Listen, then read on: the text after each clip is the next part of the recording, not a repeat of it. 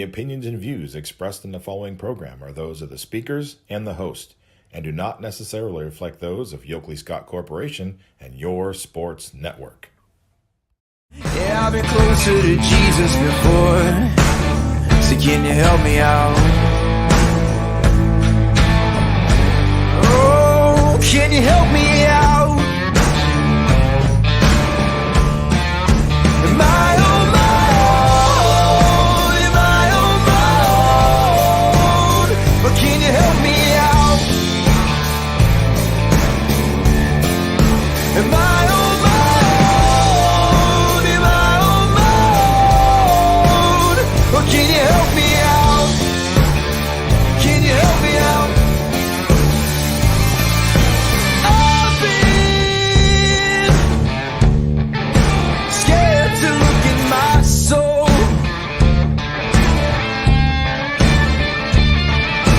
I've been afraid I would follow the road. Yeah, afraid of the things I've been told. All right, hello everybody. Welcome into a Monday episode of Running Point on YSNLive.com, brought to you as always by our good friends over at Greenwood Chevrolet in Austin Town. They go the extra mile for you. We try to do the same here on this show every single day.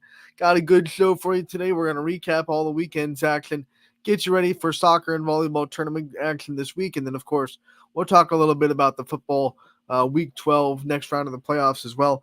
But before we do all that, we have a very special guest joining us today from Champion Girls Soccer, who's getting ready for a regional matchup tomorrow against Norway. And it is Maylee Nadowd from Champion. Maylee, thank you so much for taking the time to join us today. Thank you for having me. And what a freshman season you have been having so far this year. 20-0. You've had over 20 goals this year. What's it been like coming onto the varsity program as a freshman and seeing so much success right off the jump? I mean, it's really crazy. I didn't think it was going to be like that good. I mean, obviously we were going to do good as a team, but it's definitely great. Like being able to play with all of my friends and just achieve all these goals that we set. Let's rewind back to the start of the season, first varsity game, first time you step on the field as a freshman. What was that like for you, and what were the nerves like? I was definitely really nervous because I didn't want to make any mistakes, but I mean, the whole team was nervous, not just me. Like, yeah, but we were pretty chill. I mean, we were excited. How fast did those nerves go away once the game started? Pretty quick because we got into the game and focused, and we were ready to play. All right, so there are a lot of young players on this team, but there's also great leadership. You have a good senior class, a couple upperclassmen to sprinkle along there too. What's it been like for you as one of the younger players that has really had a lot of success this year to learn from the upperclassmen that you have? They're really good teachers, especially the seniors because they've been there the longest. So, like, if I make a mistake, they're always there to, like, help you. And, yeah. What are some of the biggest forms of advice or biggest things that the seniors have taught you this year? If you make a mistake, don't worry about it. It's in the past. And in the future, you can fix that mistake and do things that are better than that. And now we talked about the first game of the season. You fast forward to a great district run where you win the championship. What was it like for you when you finally got to celebrate that 2-1 victory over Poland, and you had to have that moment with your team where you realized that you're district champions and you've completed that goal? There was definitely so many different emotions. I was just really excited, and the whole team was just so happy to win because last year they got bumped out. But to make it this far, the team was really happy. How does this season compare to maybe what your expectations were at the beginning and some of the things that you thought you might go throughout the year? How does, now that you're in the districts and you're in the regionals, how does that compare to what you thought it was going to be at the beginning? My expectations were kind of the same.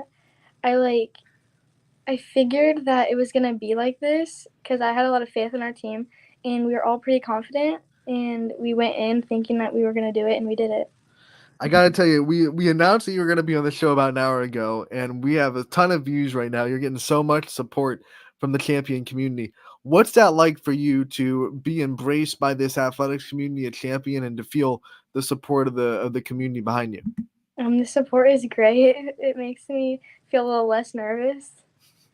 What is kind of your message to the Champion fans that are watching right now and getting ready for supporting you guys on regionals tomorrow in Boardman? Thank you for the support. Let's talk about your soccer journey. When did you start playing the sport? What are some of your first memories that you have on the soccer field? I started playing soccer when I was 3, and then I got into club around like age 6. 3 years old. Let's go. That's what I call an early start. When did you start to fall in love with it though? When did you kind of realize that soccer was something that you wanted to focus on, put a lot of time into, and to try to be the best soccer player you could be? As I got older, rec just kind of got like a little boring, and I wanted like more of a competitive game, and that's when I found SVA. Yeah, you play for SVA. We talked to Grayson a little bit ago today, who also plays for SVA.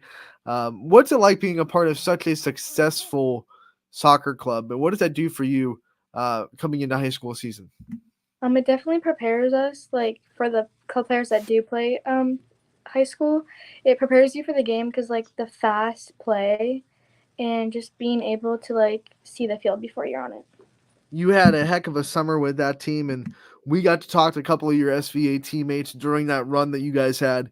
And there's a lot of local talent on the team. What's it been like this year to play not just with some of your teammates that are on Champion, but also play against some of your teammates that pop up across the way on the other local teams?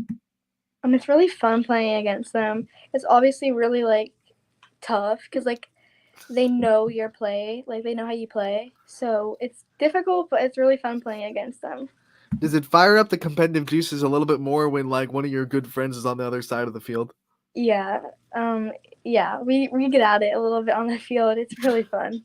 What do you think the biggest difference is between the club game and the style of play that you see in SVA versus high school? Definitely the speed of play and maybe like the competition, just like a little like club's just a little bit more competitive, but I would say high school is too. When we talk about this season for Champion and we look at the goal differential of you guys have been blowing out a lot of teams. You got into a tight game in the district championship. So I'm wondering from your point of view, what was it like to be pushed and to have to bounce back from some adversity and to really be in a game where every play mattered and every little mistake was magnified? What was that like for this team and how were they able to, get through it after so many games this year where you didn't have to be in those situations? It was really rough, but we got through it, and even if we made a mistake, we kept our heads up, and our coaches like stayed on us, and they made sure that we were doing our job and getting the job done. You've had a couple of days now to compress and get ready for regionals. What's that been like transitioning from celebrating district to now getting ready for your next opponent in regional? We're practicing and staying focused and getting ready for our next game so that we come out with a win, hopefully. Okay, so you're undefeated your freshman year. The question is, how do you top it? Like, how would you go on and the next 3 years top what you have already accomplished this year? I don't even know. I just keep the same mindset we have this year and just stay positive and keep our heads up like we did. Did you have any personal goals that you kind of set for yourself coming into this year that you wanted to accomplish before the freshman season was over? I don't really have a personal goal, but I definitely had a team goal for all of us is to get as far as we got and win. And you're still kicking, and we love it. Let's talk about some pregame routines. Are you superstitious? Do you have routines that you stick to on a game day? I don't think so. I usually just get changed after school, and then I don't know. I drive with my sister to the game, and then we sit in the concession stand for a little bit, and that's it. What do you do to like get yourself in the right mindset? Are you someone that likes to listen to music? Are you someone that likes the non-music and likes to sit in silence and get yourself in the right mental zone? What do you do to get ready for a game? It's probably a mix of both. I'm not really like a big music person, but my sister makes game day playlists, so I just listen to random music on there. What is that game day playlist from your sister like? Just like hype songs, Mhm. just like pump us up. We got to talk about your sister, and obviously this year has been extra special being with her and being able to be on the team with her. What's that been like for you? What's the dynamic between you two? It's definitely a great opportunity to be able to play with her, and she's just such like a big role model that I look up to because she's a great player. You've known for a while that it was in a lineup where your freshman year was going to meet up with her, senior year this year. What was it like leading up to this year? Like, okay, we're going to play together next year. We're going to play together in 2 years, and the conversations that you guys had, in the last couple of years leading up to this season. I was like nervous at first because like she's really good, so I was like, well, I have to like meet those standards. But I'm kind of like sad now that because this could be her last. This is her last year, and it's my first year, so I won't get to play with her next year. You've definitely, I think, lived up to that standard for sure with the numbers you're putting up. What has been the key to your success this year? Definitely the support from my team, my family, and my coaches.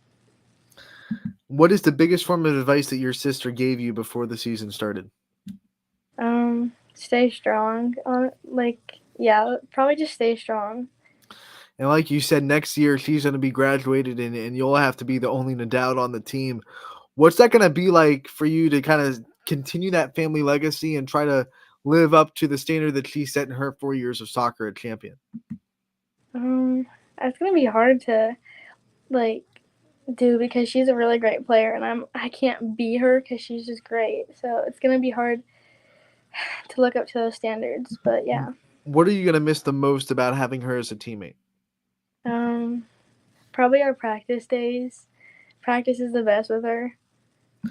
All right, and now you have one more chance to extend her season and extend your season. What are the feelings heading into tomorrow? Like, are there still nerves or still butterflies, or are you guys feeling pretty dang confident heading into regional semis? We're definitely there's probably like some nerves, but we're definitely more confident than we are nervous. We just have to go in focused and play our game. One of the things I want to ask you about, we've talked about your sister, but what about your family in general? What do you think is so special to you about your family and the people that are so in your circle? And what do you think is unique about your family? What are some things that you find special about the family you have?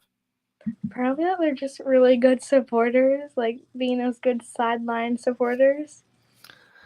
Let's talk about your other support system. I want to give you the chance to kind of end this interview by giving a shout out to the people that have your back, the people that are always there for you. I want you to give as many shout outs as you possibly want to the people that you think deserve the limelight at the end of this interview. I just want to thank my family, obviously, my high school coaches, and my club coach. All right, Maylee, we want to thank you so much for taking the time to join us today in the middle of your day. We appreciate it so much. We wish you the best of luck moving forward into the regional semis tomorrow, and we can't wait to talk to you again real soon. All right, thank you for having me. You got it. That was Maylee Nadal, the freshman standout from Champion. You look at the numbers for this Champion team, and it's no wonder they're where they are right now. I had the chance to kind of look at them and look them up, the numbers. Their goal differential is astronomical. It's above 80 as a goal differential this season. And when you look at how balanced their offense is, yes, everyone talks about Taylor Kuhn. We've had her on the show. She's obviously phenomenal. She has the most goals on the team with 45. But then you have Maylee, who we just talked to, with 26 goals. You have Grace Noski, who's a sophomore with 33 goals.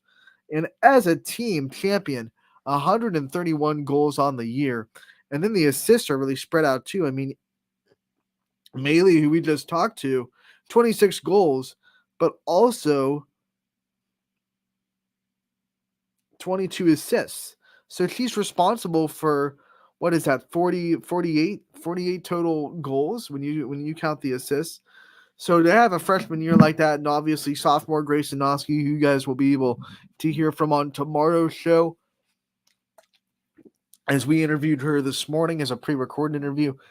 Those two make me believe that even though Champion is losing a really good senior class and probably one of the best soccer players in the area in Taylor Kuhn, I think they're going to be just fine moving forward with the young talent that they absolutely have. Very impressed. They will play Norway tomorrow in the regional semifinals. That game is going to be at Boardman High School.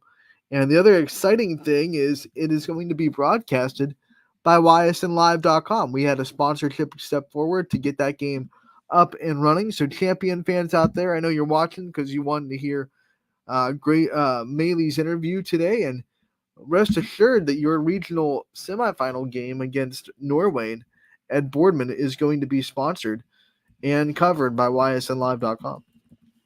So we can't wait for that. I think CJ Bako, who's been doing a great job for us, he's going to be the one on the call. And we're going to have a fun time. We are going to now go into our recap of the weekend. Obviously, we usually bump into our scoreboard at this point, but unfortunately, the scoreboard is already updated this week, so we can't really go back. And the next week, you go to the ysnlive.com/scores, you will find tonight, tomorrow, Wednesday, Thursday, and what's going on this week. So I'm gonna bear with me as we go into just the scores that we put up on our social media page, and we'll get them all shouted out to you here. As we start with Mohawk in the regular season game that happened over Friday, the one regular season game on YSN. They were playing Neshannock. A lot on the line. It was a great matchup, great defensive game. But Mohawk falls to Neshannock 13-7, the final score there on Friday night. We can tell you that West Branch struggled a little bit early against Woodridge. This Woodridge team came out swinging. They had it tied at 20, but 2 late touchdowns for West Branch give them the win, 33-20, the final score there. The Warriors advance after a scare from Woodridge. Lowville, no scare from Steubenville Central Catholic. The Rockets get a 34-0 win over Steubenville Central. Southern, they fall to Malvern, a tough one, 35-20, the final score there. Southern Local is eliminated from the playoffs. We want to congratulate them on a very good season and wish them the best of luck in their future, especially the seniors that are going on to play, and hopefully basketball and baseball will see them soon. Lakeview, they had their hosting a playoff game for the first time, and they put up a fight, but unfortunately the 9 seed Sandy Valley came in and had a couple of late touchdowns in the second half. They get the win 42-21, the final score in Lakeview. But we congratulate the Bulldogs on a fantastic season, continuing to take steps as a program. I talked about that on Friday, continuing to take that next step. This is a team that a couple of years ago had back-to-back 0-10 seasons. So they turned around the program. They got people excited about it. The numbers are going up. And now all of a sudden they go from 3 wins to 4 wins to now hosting a playoff game as an 8 seed. So congratulations to Lakeview. What a great season. Keep making those strides. Keep making those steps. And maybe next year you can talk about being a team that at the end of the season is in the conversation for a league championship. Who knows? We go on to the next one. Ursuline gets the easy win over New Philly in round 1. A beautiful Stambaugh Stadium on the campus of YSU. The final there was 42-7. We go into Springfield beating Monroeville 35-21. The Tigers in the postseason, they're just a different animal. Pun intended right there. I am all about the pun, so you know it's intended. They are a different animal in the postseason. They know how to win. They're a culture that just knows how to win playoff games. You saw them last year give Warren JFK, who eventually went on to state, a very hard fight early in the playoffs because this Springfield team knows what it takes. They're well coached. They've seen the playoff success in years past. A lot of those players maybe not be on the team anymore, but I am a firm believer that ripple effects are a thing in high school athletics. You will learn from the people behind you. So this team still understands the standard of playoff wins. They still understand what it takes, and they got it done. They advanced into the next round, which I always to remember, like, okay, we're in the normal playoff. This is like where my brain is, like the normal playoff round. We're in where it all used to be 8 teams left in every region. Now that's where we are, which is technically what the regional quarterfinals, if you want to call them around. Best of 8 in each region. Middle Ridge all over Jackson Milton on the road. They took very, very good care of Jackson Milton. 35-6, all Rams. That is technically an upset seed-wise, but when you look at the first matchup and the way the Rams played in it, maybe not an upset. eye test wise. McDonald made that trip to Mount Vernon. They fell to Danville 51-7, the final score there. Lisbon put up a fight for a little bit against Western Reserve, but look at this offense that the Blue Devils of Western Reserve eventually put up. 54-20. They get the win over Lisbon. They advance. Congratulate Lisbon on a really good season, a couple of really big wins for that program, and they're going to be good moving forward. Liberty put up a heck of a fight against Norway, and this was a game where everyone on the outside thought that Liberty was going to get just steamrolled and smashed, and that was not the case. They kept punching back at Norway, and eventually, though Norway's offense is too hard to stop, they couldn't really get enough defensive stands for momentum. And I think when we looked at the Power Hour Super Show, our announcers and our guys hit nail on the head. Like, hey, Liberty's offense can keep up with Norway. The question mark was, can their defense come up with the stops that they need to not make this a huge horse race? And unfortunately for Liberty, they just couldn't. They still scored 33 points on this Norway team. 56-33, the final score there. Liberty falls in the playoffs. LeBray, tough one against a very good Mogador team that's just like Springfield, just that playoff mainstay. I know they're not a YSN team, but I think we run into them every year. And even before YSN came into existence, it was always Mogador in the playoffs. Mogador in the playoffs. They're a rich tradition program that knows how to win playoff games, and they take care of LeBray 28-0, the final score in that one. We move on to Struthers. They beat Girard 21-16, a game that was as good as advertised. We knew this was going to be a good one. 6 versus 11. That's kind of one of those ones that could be good, could not be good, but when you're talking about inter-innate matchups, you just know it's going to be a good game. These two teams are very familiar with each other. The first matchup was extremely dramatic. This one, not as dramatic, like not a last-second walk-off victory, but still one of those games that you just know is going to be competitive, and it was. Two rivals going at it. Struthers comes out with the victory, 21-16, the final score in that one. You have to bear with me. I think I'm starting to get a little bit of a cold, so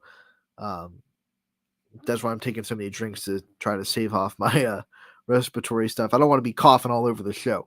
43-20, South Range gets the win over Fairless. And you look at this game, if you watched it on ysnlive.com, one, thank you for purchasing a playoff pass ticket for $9.99. We really appreciate you choosing YSN. Remember that one payment, just like last week, going to get you access to all the playoff games that we have on the network this week. But if you watch this game on YSN, Fairless came in swinging. They were not intimidated at all. I was really impressed with the way this game started for Fairless. They let South Range drive, and then they forced a fumble, a turnover. They avoided the first drive touchdown. It was close. But then again, South Range just always ends up being just a little bit too much for teams that are trying to fight them. And eventually the Raiders and that run game that is so good. I love the Raiders offensive line. I just love it. I think that is the most underrated part of their team because they're so well coached. I don't care who they're putting on there. I know they have some new guys on that offensive front, but every year they're so technically sound, and they get a really good push. They had really good gaps for their running backs to get through, and their running attack just eventually wore Fairless to a point when they couldn't go anymore, and South Range ends up with the runaway victory after a close start to the game. 43-20, the final score there. The Raiders get the win. Hoban, no problem in round one. We didn't expect them to have any, and they sure didn't. 35-7. They get the win over their neighbor in Akron, Ellet. Edison falls in a tough one against Ridgeville, who will play South Range next. This was the game where the winner would go on to play South Range. 33-8, the final score there. The Wildcats in their season with that tough one. How about Niles getting the offensive show of the night? The high score of the night on YSN was the Dragons, 65-28. I think they came into this game knowing that they were going to have to score to win. Like, Edgewood was a team that they weren't going to stop completely. They knew the Warriors were going to find ways to score, and they did. 28 points for the Warriors. But the Dragons had just such a good offensive game plan, and they executed to perfection. And I think offense was probably one of the focuses. They were like, our defense is good. They're going to get some stops. We're not going to shut this team down. Let's make sure our offense is so good that there's no way this Edgewood team can keep up with us. And that's what ended up happening. 65-28, the final score. Niles with the highest score of the night on YSN. Congratulations to the Dragons. They are moving on. Poland, all over East Liverpool. This one was Poland's from the jump, and Poland held control of it for the entirety. 42-12, 42-14, excuse me. The final score there. Poland gets the win, and they are moving on for another home game.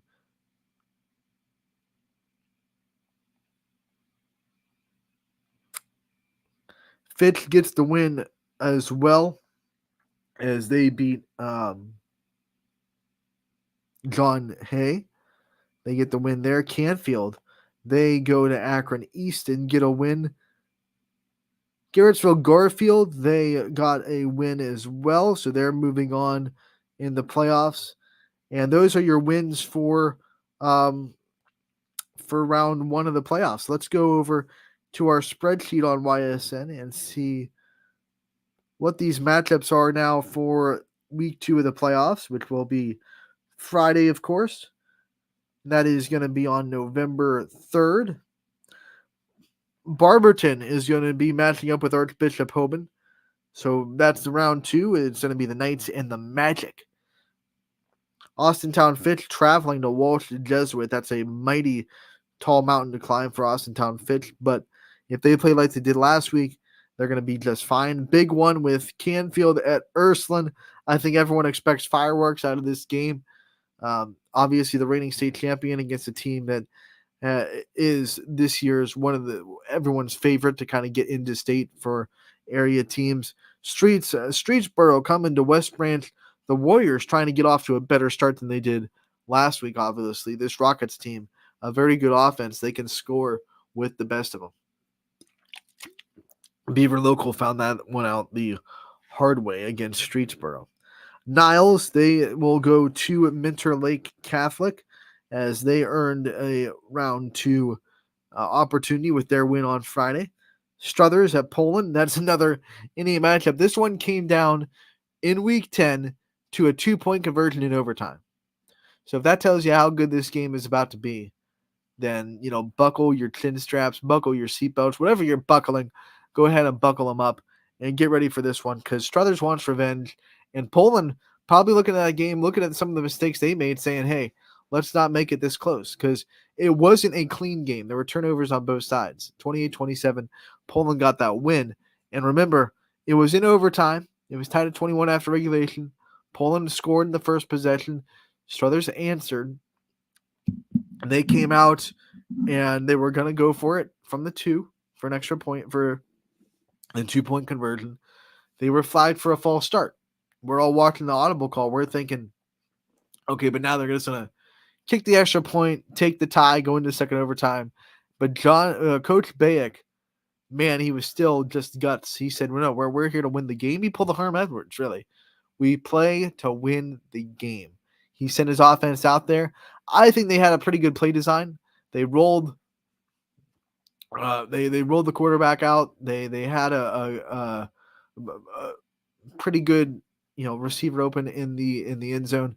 Just could not complete the pass, and it was a good job by Poland's defense to lock down on that. 28-27, Poland gets the win because of that stop on the 2-point conversion. So what's going to happen this week, right? Like, they were so evenly matched. They both made the same kind of turnover mistakes. I think it's just going to be who cleans it up more, right? Who's going to be the cleaner team? Who's going to stay away from those mistakes that made that game? Maybe both sides probably think a little bit closer than it should have been. It'll be at Poland again, just like the last matchup was, and it's sure to be a very good one indeed. Garfield hitting the road. They will go to Harrison Central, the Huskies. We're pretty familiar with them on YSN because obviously East Liverpool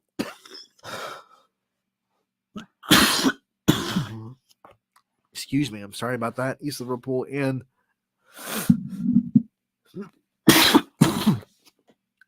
Beaver Local both played them in the season.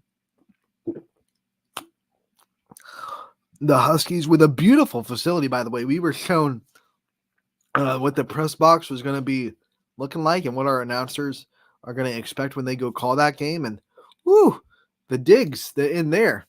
Props to Harrison Central. We love it. And in fact, our own Dom O'Brien is going to be the one that travels down there, and Chris Stigler. They'll both be down there in that beautiful press box for Garfield at Harrison Central. As we said earlier, Ridgewood traveling to South Range. Ridgewood after the win decisively over Edison.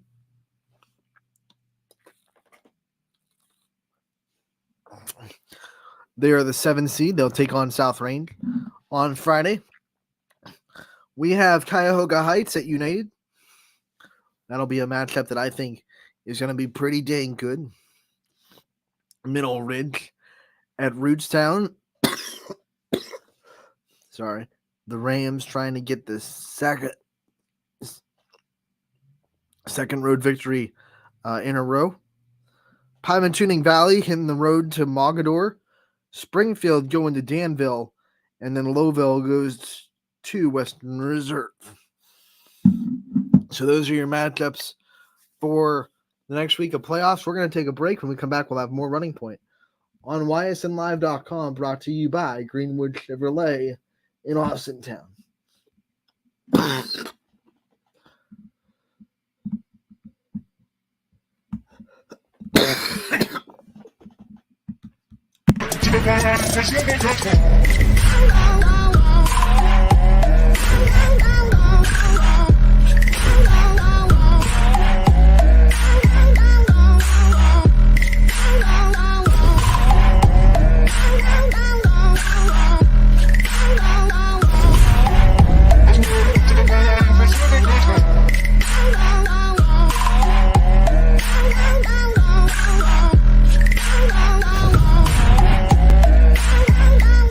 Now you can see every school, to the smallest school, to the intermediate schools, to the schools in the outlying areas. It gives you coverage that you could just never get to before. It's something that's great to experience, and it's opened up a whole new wave of sports viewership. The possibilities are endless here at YSN. Push the envelope every day. Try something new. If it works, great. If it doesn't, well, let's try another angle, and we just keep moving forward. My name is Mike Ackelson, and my sports network is your sports network. What can you do on over 5,000 acres? At Mill Creek Metro Parks, you can discover unique habitats and wildlife, create memorable family moments, experience history, heritage, and park programs, explore scenic landscapes, take time to relax and be well, connect with nature and each other. Come see what's new at Mill Creek Metro Parks. Plan your trip now at millcreekmetroparks.org. Going the extra mile at Greenwood Chevrolet means taking care of our local customers. And it's just a great feeling to put them in a vehicle and get them all excited about a new vehicle. At the end of the day, our goal is to be someone our customers can count on. And every day I'll go the extra mile for the community so they can trust us. To do anything that would convenience the customer or make them feel more at home. Realizing, number one, that we're here for them and that we're not going to go away. That's what going the extra mile means, only at Greenwood Chevrolet.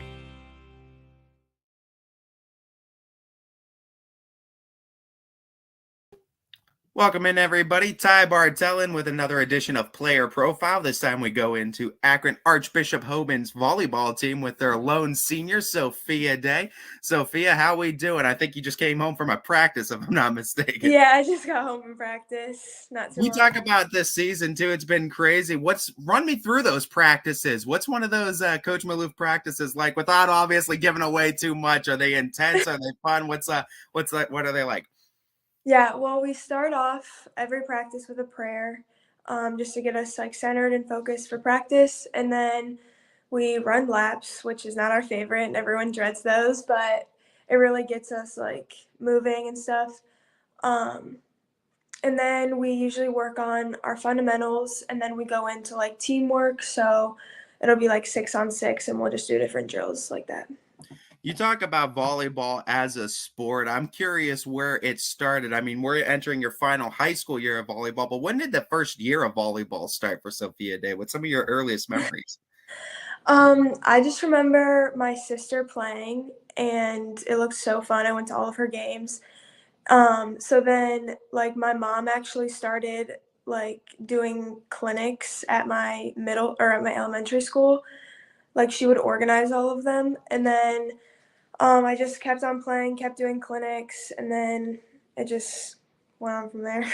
What's like one of your best early memories in the sport too that is kind of like stuck with you? Do you have like one that kind of really made you fall in love with it and want to stick with it? I remember it was like one of my first tournaments where I was actually like staying overnight in a hotel and traveling. And I was with like some of my best friends that I grew up with, and I was on their team. And it was just so fun to be able to like stay in a hotel and like have this whole like weekend trip just to play volleyball, and just seeing like how proud my parents were after also like how I played and stuff. It was just like really rewarding, and like I just knew that I like kept wanting to do it. That was the foundational grounds of your volleyball career. Yeah. You take that into high school now, and I mean, going from freshman year to senior year, what was it like first and foremost going into freshman year and experiencing the high school experience of volleyball and developing yourself into where you are now as a senior? Kind of reflect on that. Surprisingly, I had a lot of confidence going into high school. I thought I was really good. And I started my freshman year at Copley. And then I transferred to Hoban my sophomore year. So at Copley, I really liked it. I played on JV and varsity, and I just remember going in to play the varsity games, and I was so excited. And it just like every time I went in for like 2 points of a varsity game, I would just have that drive in practice to be like, next game I'm going to go in for 5 points, and I'm going to show that like my coach that like I deserve to be in for more time. And it paid off, and I got to start at the end of the season. You look at senior season now, and you're the lone senior, and that doesn't happen too often on a squad. Talk about prior to the season going in as the lone senior. Was it intimidating knowing that you were going to be kind of the one everyone's looking at, or did you kind of take it head on and we're ready for that experience? I think at first it was pretty intimidating just because I was like, whoa, this is a lot of girls to manage. I need to like make sure that everyone knows the time to be on the bus and all this. Like I have to like let everyone know everything on my own, and that was kind of difficult for me at first. And after like the first week, I really just stepped into the role, and it just like I just like took over, and it was honestly like fun to just like be able to like help out and stuff. Well, I mean, you took that leadership role and you're obviously excelling at it to some degree. I mean, you guys are what, 23-0 right now. You're on your way to a district semis. Looking at this season, I can't imagine you can ask for a better senior season. Was this anything in what you expected? I know there's a lot of lofty goals on this team, but could you have expected this prior to the season starting for you? Well, we lost a lot of really good players, and I was really nervous about that. Also, I was really nervous because all of those seniors were my best friends. So I was really nervous going into the season, what it would look like and how that would be without them. But honestly, like I've been having the best time, like becoming best friends with all of these girls. Like we have so much fun every day. And just that alone is like the best senior season I could have hoped for. And just all the winning on top of it just like makes it like so surreal and awesome. This team in particular has so many different girls that can do so many different things really well. And I mean, you're at the top of the list in assists. You're over 430 right now on the season. You lead that team. What's it like being the centerpiece, the engine that kind of makes this offense go, having so many attackers to go to and kind of figuring out what they like, where they like it to? What's it like being the centerpiece of that offense? Well, I really like it because I just feel like I understand how each player reacts to the ball and how they like it and how fast they like it, and I've just like really like become to know that with them, and I think that just makes it so like such a well-oiled machine because every piece is like in place, like, and it's just like the chemistry is there with everything. Obviously, you're not going to give away all the secrets to the team, but put into words what makes this team so successful in your opinion. I think every single practice we are learning something new and we are getting better and we are growing our IQ for the game. Our coach, he really like drives in. He's like every practice he goes, this is IQ time, and he tells us like certain things to make us be able to go faster or like something that we've been struggling on. He always like knows what we need to work on and how we need to perfect it, and we take what we learned in that day of practice and we put it in the game, and it works out for us really well. And I mean, you talk about all the games that it's worked out for you. Is there a favorite match that you've had this season, or one that stuck out to you as like a memory to put in the senior scrapbook, maybe? I think the Marlington game was my favorite game because it was so like intense. I just remember the refs not really being on our side and everyone was all fired up, so there was a lot of like animosity with that. And then every point was so back and forth, or we would be down a few or they would be down a few and then the other team would catch back up, and you just like couldn't stay off, like you were just on the edge of your seat the whole time, and it was so fun to be in. I mentioned prior to about you being the centerpiece of this offense, and I mean the growth you've had from beginning of your career to now, and I mean look at what you're doing now with the senior season on this team. What's some of the things you've looked at looking back over your career from freshman year into now? What's some of the biggest things you've grown on in your position of setter too, and some things maybe you would offer advice wise to some younger girls playing that setter position and what to look out for as they grow in that position? I think growing my IQ was like the biggest part that changed my game. And like you can be a really good athlete, but adding the IQ and like knowing like who to set, like what plays to run on free balls and stuff, um, like knowing where to dump the ball, like just little things like that, really can like change your game completely. You look at your volleyball career at high school too. What is it like outside of it? Is there a club volleyball too that we participate in, or do you participate in anything, or do you kind of just chill after the high school season's over? Well, usually I would play club, but this year, I'm not because I'm not going to play in college. So, but usually I played at Nova last year, and then every year before that, I played at ABC. So, And I've talked to quite a few players that play at Nova, and it's quite an yeah. experience. What's that like? What was that experience like from your shoes, seeing that kind of competition and being able to play with it? Going into Nova last year, I was so excited because I knew all the girls were local and they were really good. And it was really exciting to play with them because I grew a lot of friendships off that team that like literally every single game I go to, like I just like am so excited to see someone on the other side of the net because I've like played with them. Like I've played with girls from like so many different schools.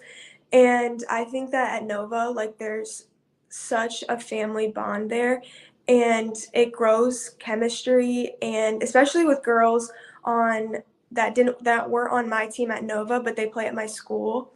And we would always practice with them, and that was really special for us too, to be able to have a club season together and a high school season together. You mentioned that not being participating in volleyball through college, so this is the last hurrah for you as far as official sports are concerned. I know, obviously, looking at the other players, they all play with their heart out and they leave it all on the floor. But I gotta feel like for you, knowing that now you're in tournament time, now every match, every set could be that last one. Does that give you that extra kind of drive, that kind of energy going into these matches? That I mean, now you're playing for your playoff life. Yeah, oh yeah. And it's like I've always said like when at my last club tournament in my last game I was like, "Oh, well, I still have high school season." And now it's like here and it's just like crazy. And it like even like my last home game me and my parents got super emotional because it was like, wow, this is crazy. Like, this is actually it because, like, this is all I really have left. A lot of the girls talk so highly of you, though, too, and your leadership for the team. So you've definitely left a footprint and a mark. You've served as a role model for them. Looking for you, though, what has been some of your biggest role models inside and outside the sport? I've played with some amazing setters. At Copley, I played with Audrey Keithley. She was a senior setter there. And then I played with Ellie Hardman at Hoban. And they were two incredible volleyball players, literally the best setters that I've seen, some of the best setters that I've seen in high school volleyball. And being able to play with them and see how they play and just like mimicking what they do in practice, like it just like made my game so much better, and having them to like as my role models and setting were just really good for me. Are you a girl of routines for game day? Do you have like a whole game day routine, or do you kind of just like ad lib it, fly by the seat of your pants, just kind of whatever comes comes? In the past years, I've kind of liked to just chill, listen to music, and like close my mind down before games. But this year, I find myself running around, make sure everyone's like in place, make sure everyone's at the court on time, like ready and like on schedule, like on the court when we need to be on the court, like shagging when we need to be shagging. So I think it's a little bit more hectic this year, but I still do like to like zone myself in before games and like just like really like focus my mind and like calm my mind because sometimes I can get like nervous, so I just like to focus myself before games. You guys have had 23 wins this season. What's your favorite thing to do after a big win? Well, after every single game that I've ever played, the first thing I always do is go and give my dad a hug. So that's how I always celebrate. And then I usually go home and as soon as I walk in the door, the game's already on the TV for my parents, and we go through it and we like get dinner or something at Chipotle usually. I love it too. And I mean, for that routine for you to go and give your dad a hug too after every win, I mean, he's gotten 23 of them, so he's gotten quite a few this season. Is there a special bond there between you and your dad with this sport and outside the sport? What's that connection like with you and your dad? Oh yeah, for sure. From like when I've started to now, just like this is his first introduction to volleyball, and just seeing how like he's like become to like know the game and understand it better than some of the players actually understand it is like crazy. And just like seeing how much like he supports me and actually cares enough to like be so intense and like into it is like it just like means a lot to me. Sophia, I mean, we're all rooting for you here at YSM. We love what you've been able to do with this team this season. But let's look ahead a little bit. What's the future plans after high school? This is senior season, but it's also senior year for you. So what's the future look like for Sophia Day? So I'm planning to go to a school probably in Ohio, either maybe Miami or Ohio State. Not sure yet though. And then I think I want to major in architecture. And that's pretty much all I got for now. Hey, with your drive and determination, I guess you could say the day is bright, right? Yeah. looking at your season, though, I mean, you couldn't have asked for a better one. You are at the centerpiece of a very, very good volleyball team. I guess put a bow on this and just tell me some of your favorite memories of this season that you're going to hold and cherish forever. Some of my favorite memories, well, senior night because I just felt so loved, and all the girls wrote me letters, and it made me so emotional just seeing how everyone, like, just everyone's words that they had to say. That was really fun. I won't forget that. Just our Walsh St. V games, those are very special to my heart. The Marlington game, that was a really competitive game. Yeah, those are my favorite memories. Final thing for you, Sophia. We've been putting the spotlight on you, but I'm going to give you the chance to put the spotlight on anyone else. Give anyone else a shout out that's helped you along this journey or you feel like needs some recognition. First off, my parents. They give me the most support in the world. all my coaches, especially Coach Maloof, he has changed who I am as a player completely just with how good he is as a coach. Mrs. Hardman, Ellie's mom, she would come up to me after every game and just give me a breakdown of things that I need to work on, and that made me a better player. All the girls I've played with, Amber, Kath, Macy, Madison, Skylar, Mary, everyone, literally everyone on the team has meant so much to me and has encouraged me and made me the player I am today. Well, like we said with you, Sophia, it's been such a treat to watch you two. Such an honor to be able to cover you all season and watch this team become what it is. We're continuing to root for you, and we hope that you guys accomplish the goals that you set out since day one. And we'll be excited and cheering for you every step of the way. This has been another edition of Player Profile. This time with the lone senior of the Archbishop Hoban Knights volleyball team, the setter Sophia Day.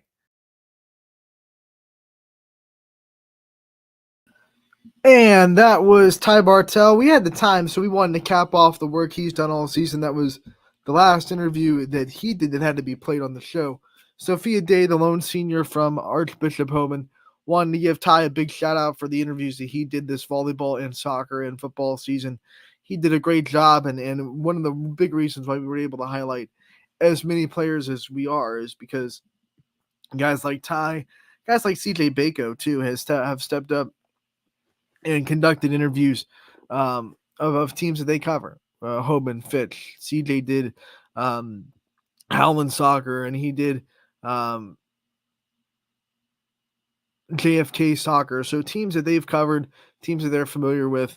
We thank guys like that for stepping up and being able to help us highlight even more wonderful athletes. That's going to do it for today's episode of Running Point. We thank you so much for tuning in today. We hope you had a good time here on a Monday to start your week off. Sad thing is there are no games on tonight, right? We're in that dull area where the regional semifinals are the only days where there are games, and we are down to just a couple of volleyball teams left, a handful of soccer teams left as well. So we look forward to seeing them succeed, hopefully, into the regionals.